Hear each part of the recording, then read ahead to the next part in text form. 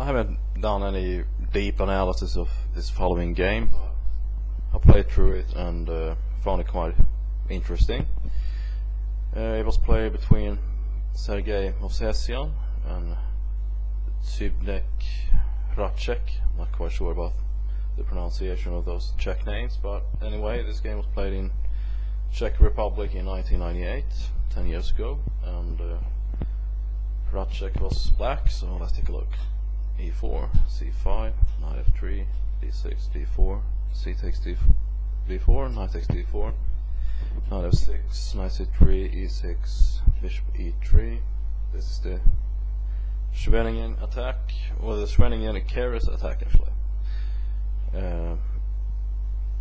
And the game continues A6, G4, and this is what characterizes, of course, the assault or the attack, or however you want to call it, on black's position over here. White is of course threatening to play G5, pushing the knight away, and then just starting a pretty serious attack. Black responds with H6, and here white just continues with F4.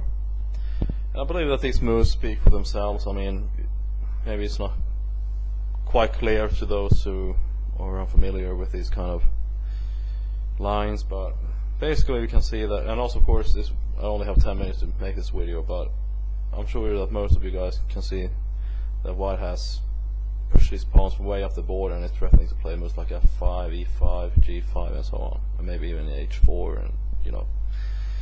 So it looks like white is ahead in the attack, and it can be kind of unsafe with the black king on the king's side.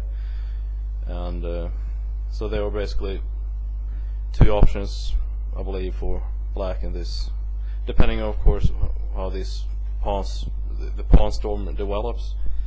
But basically, in situations like this, the black king will stay either in center or the castle queen side. But I don't think the queen side is much safer either, actually, because now there's no c pawn, and A6 has been pushed, and you know, white can also start something on the queen side in case black ever goes there.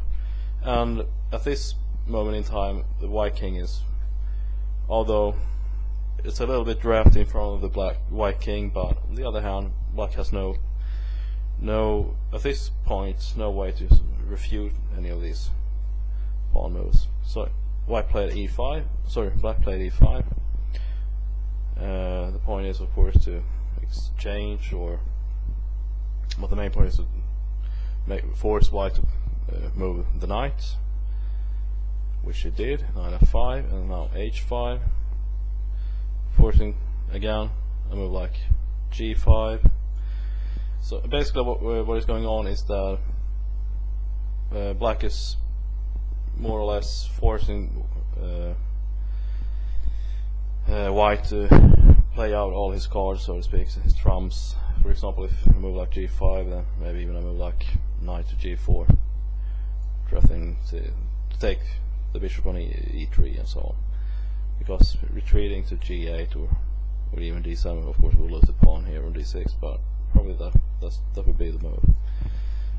So here, knight D5, knight takes D5, queen takes D5, knight C6, G takes H5, bishop takes F5, E takes F5, queen H4 check.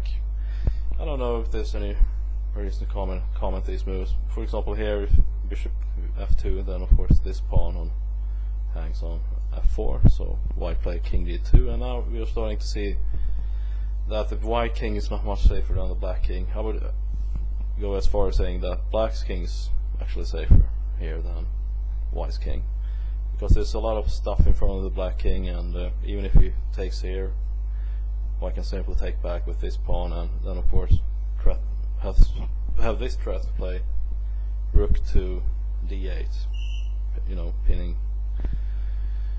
the queen, or the king actually. So rook takes H5, bishop D3, E takes F4, bishop B6, bishop E7, rook A to E1, and the king moves away. queen f3, bishop f6, h3, rook g5. Of course, with the idea of playing something like rook to g3, and the king moves away, king c1, rook g3, queen e4, bishop e5, bishop f2, queen f6, c3.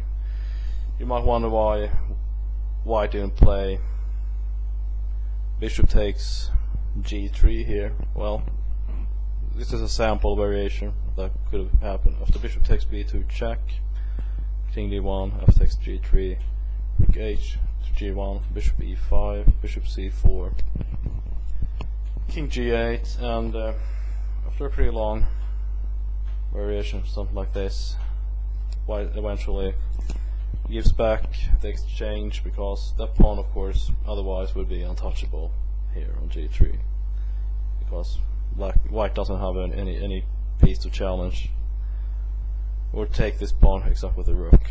So, for example, b5, rook takes g3, bishop takes g3, rook takes g3, knight e7, bishop c2, and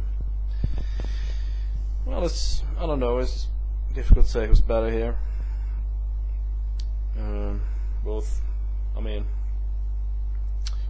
black is actually up a pawn here, so maybe black has some sort of advantage. Well, on the other hand, white has the bishop, and bishop in open games are usually stronger than knights, and but on the other hand, a knight and the queen work better than a bishop and a queen.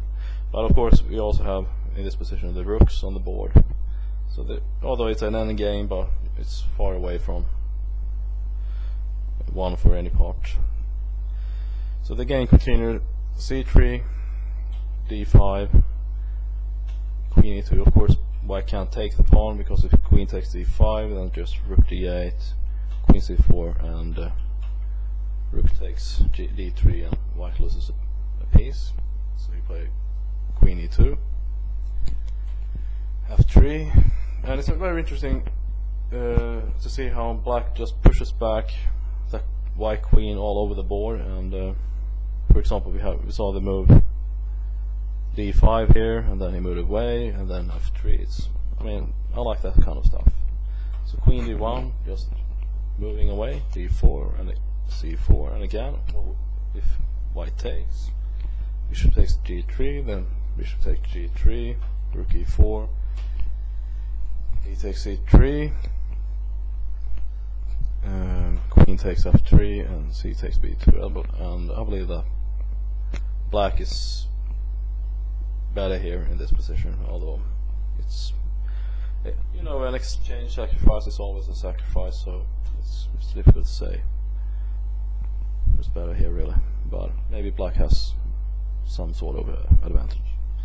So c4 was played, rook g5, queen takes f3, knight b4, bishop e4, d3.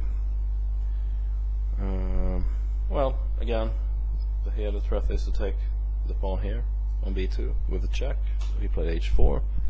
But of course, there's still the in-between move, bishop b4, bishop takes b2 check, king d1, queen c3, and there's no time to take the rook, of course, because this checkmate threat here on c2.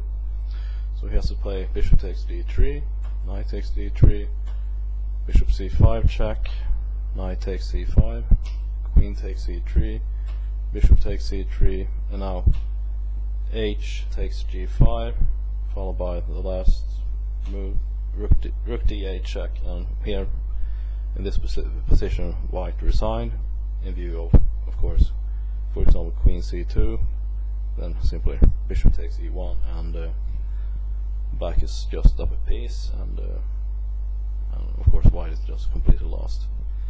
So a quick review on the opening: e4, c5, knight f3, d6.